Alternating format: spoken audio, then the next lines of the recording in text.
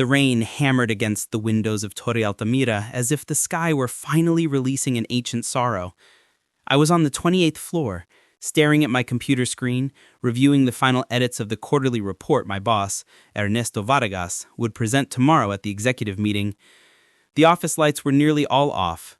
Only the old copper desk lamp cast a warm glow over my face and the paper before me. Proposal for Human Resources Restructuring in the Northern Division, signed by me, approved by him.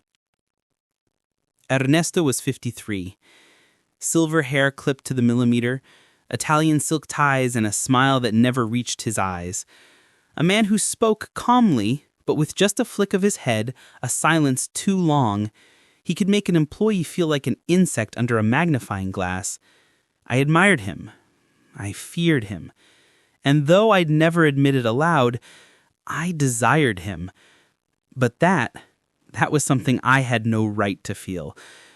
Because Ernesto was married. And his wife was Lucia Vargas. The woman, according to HR rumors, had been the reason Ernesto left his old job in Monterrey and moved to Mexico City. Not just beautiful, she had a presence that made even the flowers in the lobby seem more vibrant when she passed by. The first time I saw her, she was 32. I was 25. She wore a black silk dress, sleeveless, clinging to her waist like a second skin. Her shoulders were rounded, her neck long, and her lips were red, but not as if painted, as if the color had been born from within. She looked at me when she entered Ernesto's office. I lowered my eyes, but not before catching the way her dark, almost black eyes, shimmering like fire beneath water, lingered on me. Not with curiosity, not with disdain, with recognition. As if she knew, as if she'd already seen me before, and maybe she had. Maybe in my dreams. That night, after working past 11, I decided to stay a little longer. I wanted to double-check a budget detail that felt off. The building was empty. Only the hum of the air conditioning and the echo of my footsteps on the marble floor accompanied me. That's when I saw her. Lucia. Not in Ernesto's office, not in the elevator, not in the conference room. She was in the hallway leading to the private parking, right in front of the door to the underground tunnel. She wore a long black wool coat, collar up, one hand holding a craft paper envelope, the other a crystal glass filled with something that glinted like whiskey. No ice. She turned when she heard my steps. "Still here, Daniel?" she asked, her voice like a violin string sliding softly over skin. I stopped. My heart quickened, not from fear, from something deeper, something more dangerous. "Yes, Mrs. Vargas. Just final adjustments." She smiled, not a kind smile, a smile of someone who knew the game had already begun. "You know, Ernesto never tells me what you're doing here so late. But I know." I stayed silent. I didn't know what to say. I had no permission to speak, no permission to think. She moved closer, so close I could feel the heat of her body, so close her breath brushed my cheek. The perfume she wore was something I'd never smelled before. Jasmine, sandalwood, and something else. Something that reminded me of rain after a fire. Sweet, smoky, forbidden. "Would you like a drink?" she asked, extending the glass toward me. I shook my head. "I don't work when I drink." She said, "I'm not offering you a drink so you can work. I'm offering it so you'll listen." I froze. The air between us thickened, as if time had stopped. She moved closer, so close I could feel the heat of her body. "Ernesto told me you're the only one who understands his vision, that no one else in the company can read between the lines like you, that," her eyes darkened, "you're the only one who isn't afraid of him." I swallowed hard. I couldn't help it. I just do my job." "Of course," she whispered, her voice dropping to a murmur. But what if your job wasn't just about doing it well? What if your job was to choose? Then she placed the envelope in my hand. I opened it without thinking. Inside were 3 5,000 peso bills, 16,000 in total. "What is this?" "In advance," she said, "for what you're going to do." I went cold. "I don't understand." She stepped so close her chest nearly brushed my arm. Her voice was silk against my ear. "Tomorrow, Ernesto will present the report, but it's not the one you prepared. He changed it. He removed your proposal for flexible work hours for the sales team. The one you wrote with so much effort. The one that cost you 3 sleepless nights." My mouth went dry. How does he know?" "Because I told him," she said, not blinking. "I told him you were too sensitive, that you cared more about people than results, that you were a dangerous idealist." I couldn't breathe. "Why?" She stepped back just enough for me to see her face, and for the first time I saw something I hadn't seen before. Pain. Not the pain of a betrayed woman, not the pain of a jealous wife, the pain of someone who had sacrificed everything and no longer remembered why. "Because he believes power is measured in numbers," she said. "But I know power is measured in who controls it." She paused. Her eyes filled with a light that wasn't tears. It was determination. "I want you to change the report. Bring it back to the original version. Present it as if it was never touched. And do it without him knowing." "What if he finds out?" "Then," she said, smiling, but this time the smile was sad, "you'll be fired. Or worse." "What's worse?" She didn't answer. She just looked at me. And in that silence, I understood. She wasn't offering me money to betray my boss. She was offering me money to save me. "Why me?" I asked, my voice broken. She raised her hand, slowly, as if afraid the air might stop her. And then with the tip of her index finger, she touched my cheek. It was a brush, subtle, almost imperceptible. But in that instant, I felt as if every inch of my skin had ignited. "Because," she whispered, "you're the only one who doesn't look at me like an object, like I'm Ernesto's wife." Her finger slid down my neck, not to touch, just to feel. "You look at me as if you're capable of seeing me." I was paralyzed. I couldn't move, couldn't breathe. "What do you want me to do?" "Do it," she said, withdrawing her hand. "And tomorrow, when you're done, come to my house." "To your house?" "Yes, at 8 sharp. Don't bring anything, just come." Before I could speak, she turned. She walked down the hallway, her coat floating like a shadow of black silk. When she reached the elevator, she turned one last time. "Don't ask me for explanations, Daniel. I don't have any. Just trust me." The elevator doors closed, and I stood there, the envelope in my hand, her perfume on my skin, the echo of her words in my chest. The next day, the report was presented exactly as Lucia had asked. Ernesto was surprised. I saw it. His brow furrowed. His voice grew colder, but he said nothing, just nodded, as if accepting a simple miscalculation, as if he hadn't noticed. The report he'd altered had returned to its original form. After the meeting, he called me into his office. "Daniel," he said, not looking at me, "who helped you rewrite this?" At 8 sharp, I brought nothing, just my jacket and my heart, pounding like a war drum. Lucia's house was in Bosques de las Lomas, a modern structure with glass walls and a garden that looked like it came from a Frida Kahlo painting. The lights were off, Only a single lantern on the porch glowed faintly like a candle. I knocked. The door opened without a word.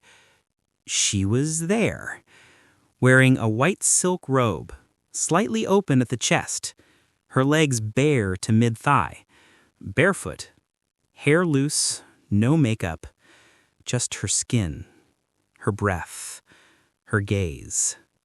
She said nothing, just stepped aside to let me in. Inside, it was dark. Only moonlight filtered through the windows. Books everywhere, paintings, a guitar in the corner, and in the center of the living room, a low table with 2 crystal glasses, a bottle of red wine, and an open wooden box. Inside the box, photos. Photos of me walking toward the elevator, eating in the cafeteria, working late, head down, focused. How? I have cameras in the places where I know you feel most vulnerable, she said, not looking at me. Not for spying, for remembering. I felt like a child caught. Why? She moved closer, sat on the sofa, took off the robe. Not to undress, just so I could see. Beneath it, she wore a black lace dress, sheer at the shoulders, revealing the curve of her back, the swell of her breasts, the line of her waist. And on her neck, a scar. Small, thin, like a line of ink. What happened to you? I asked, unable to stop myself. She touched the scar with her fingers. It was 3 years ago. Ernesto took me to a spa in San Miguel de Allende, said I had needed to relax, that I was too nervous, that I was going mad. She rose, walked to the window. The moon lit her like a sculpture. That night, he tied me up, said if I didn't stop questioning him, he'd take everything, my money, my name, my freedom. I stopped breathing. Did he hit you? No, she whispered. He did something worse. He made me believe I was the crazy one, that my intuition was paranoia, that my voice didn't matter. She turned to me. Her eyes were full of tears, but they didn't fall. And you're the only one who doesn't look at me like I'm broken. She stepped closer, stopped a meter away. I didn't give you money to destroy him. I gave it to you to help me save myself. Then she knelt.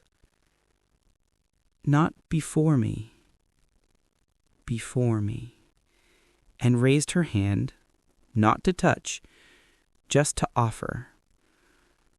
I want you to kiss me, Daniel. She didn't wait for an answer. She simply closed her eyes, and I couldn't resist. I leaned down. My lips met hers. And when they touched, the world stopped. It wasn't a kiss of desire, not of passion. It was a kiss of survival, of someone who had lost everything and finally found someone who saw her. Her lips were soft, cold, then warm. Her breath mingled with mine. Her hand gently cupped the back of my neck, pulling me closer, as if afraid I'd slip away. I didn't pull back. I didn't want to. When we separated, we were both trembling. Why me? I whispered. She looked at me, eyes glistening. Because when you look at me, you don't see Ernesto Vargas's wife. What do you see? I see Lucia. And without another word, she took my hand, led me to the bedroom. Not to make love, to show me something. The bed was unmade. On the pillow, a journal. She opened it. Read aloud. Today, Ernesto told me I'm a burden, that I'm no longer a woman, just a problem, that if I don't shut up, he'll leave me, that he'll send me to a rehab center, that no one will believe me if I say what he's done. Today, Daniel looked at me, not as a woman who needs saving, but as a woman who deserves to be heard. Today, I decided I won't die in silence. She closed the journal. "This is my plan," she said. "I don't want money. I don't want revenge. I want the world to know who I am." "What do you want me to do?" "Help me publish it." I stayed silent. What if they find out? "Then," she said, locking eyes with me, her voice trembling with strength, "we'll be two people who dared to tell the truth." I stepped forward, embraced her, not as a man who wants a woman, but as a man who finally understood he couldn't live without her. 2 weeks later, Lucia's journal was published on an anonymous blog, then in a magazine, then on the cover of Reforma. Ernesto Vargas's name became synonymous with emotional abuse. The company fired him. Stock prices collapsed. Partners abandoned him. Lucia didn't ask for money, didn't give interviews, just appeared once, hair cut short, eyes steady. "I'm not a victim," she said. "I'm a woman who chose not to be silenced." And me? I quit the company. Not out of fear, not out of shame, out of love. Not the love one feels for a woman, the love one feels for someone who saw you when no one else did. We moved to Oaxaca. She opened a writing workshop for women who had been silenced. I helped her with books, with social media, with nights when she cried and I held her without saying a word. Every morning when I wake up, she's there. Hair messy, barefoot, the scar on her neck, no longer a mark of pain, a mark of freedom. And sometimes, when the moon slips through the window, she looks at me and says, "Do you remember the day you offered me money?" "Yes," I answer. "Do you know what I really wanted?" "No." She smiles. "I wanted you to see me." And then she kisses me. And there's no need for words, because we no longer need to say it. We already know. Sometimes in life, people don't offer you money. They offer you an opportunity to see beyond what you were taught to see, an opportunity to choose, not between duty and desire, but between fear and truth. Lucia didn't ask me to love her. She asked me to see her. And when I saw her, I stopped being just an employee. I became her shelter, and she became my soul.